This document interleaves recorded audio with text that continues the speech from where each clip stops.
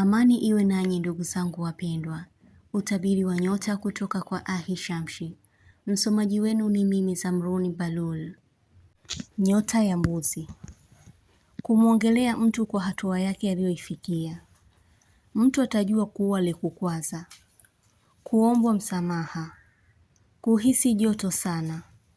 Kuulizwa kitu na kuchelewa kujibu. Kumuigizia mtu na kuangalia mapokeo yake kwa ulichokifanya.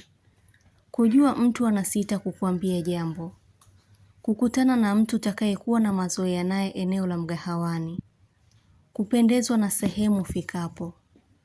Mtu kuongea na wewe kwa kukushika bega. Itakujulisha utapata mfariji wa kweli. Maneno ya mzazi kuyazingatia. Nyota ya Mashuke. Kupata mamlaka ya kufanya kitu.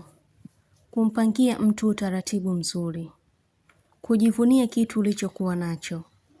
Mapigo ya moyo kuwa kasi kwa kushtushwa. Kufanyiwa majaribio. Kuitikia wito sehemu. Utampinga mtu kwa maneno yake. Kuanza kumfikiria mtu uliyeachana naye. Mtu ana mpango mzuri wa siri kwako. Mtu kukufariji. Nyota ya Ng'ombe. Kumtizama mtu sana ikiwa unamfananisha.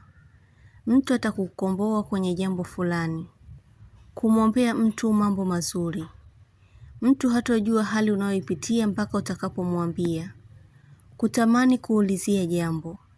Kuangalia sana ujumbe wa mtu aliyekutumia. Nyota ya Kaa. Kuyakumbuka maneno ya mtu ukiwa safarini. Kukatazwa kitu kwa ishara.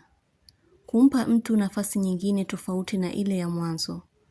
Kuonesha hali ya ukaribu sana kwa mtu. Taarifa ya mtu kutoa ujauzito au kuharibika itakuhuzunisha. Nyota ya Nge. Utazihisi husda za watu kwako. Kuambiwa jambo la umuhimu sana. Kumuelewesha mtu ugumu wa kazi yake. Jambo ulilolikataa utahitaji kulifanya kwa sasa. Jambo la ndoa litatimia ila ni tofauti na lilivyopangwa. Nyota ya Samaki. Kuwa na hali ya kusita. Kupata taarifa zitakazokuumiza moyo hasa za usaliti. Mtu atahitaji kuwa na mapumziko na wewe. Kuwaza maisha yako ya baadaye. Mtu uliyempenda kwa dhati atakuwa mwenye kukujia sana akilini mwako. Nyota ya Simba. Mtu anakuombea mabaya au ushindwe jambo fulani. Utahisi kuna unafiki unaokuzunguka. Utajitahidi kuishi vema na watu baada ya kujua hila zao. Kupata uhakika wa kujiendeleza kwa jambo. Kupata kitu ulichokihangaikia kwa wakati uliopita. Nyota ya Punda. Kuwaona wadudu tandu. Itakujulisha upo kwenye uhatari wa jambo. Mtu anakuelewa sasa kwa urahisi. Nafasi yako ya kukubalika utahisi mtu kaichukua. Baada ya kuona watu kuwa upande wake. Utapata maono ya tukio la baadaye. Nyota ya Mshale. Kutaka mtu wa kuamini. Kununua mavazi mapya. Kufanya wema kwa viumbe wadogo. Mtu wako wa karibu kukohoa sana na kulalamika maumivu ya mbavu. Kutafuta kitu kilichopo karibu bila kukiona. Kupata funzo bora litakalo kuelimisha. Nyota ya Ndoo. Kutembelea ndugu au kutembelewa na ndugu. Kuumia kwenye bega baada ya kupishana na mtu kwa kugongana. Kupata shida ya kutosikia vizuri. Kukabidhiwa kitu ulichokisubiri. Kuhisi ukakasi kwenye meno. Kushiba kwa haraka. Kutibu tatizo la mtoto.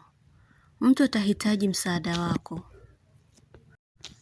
Nyota ya Mapacha.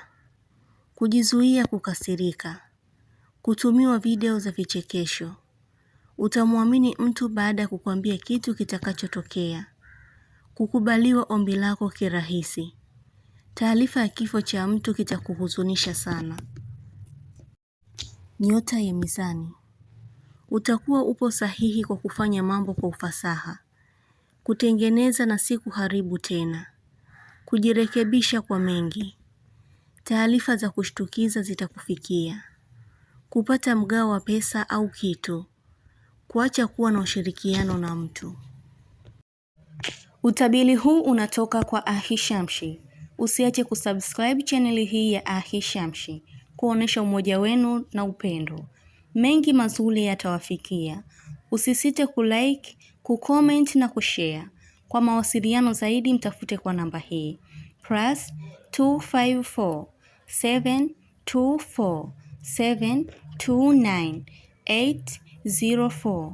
Unaweza kumpata kwa WhatsApp, kwa grupu la elimu, utabiri wa kila siku, tafsiri ya ndoto, ishara na tiba. Umoja wenu ni muhimu sana. Shukran.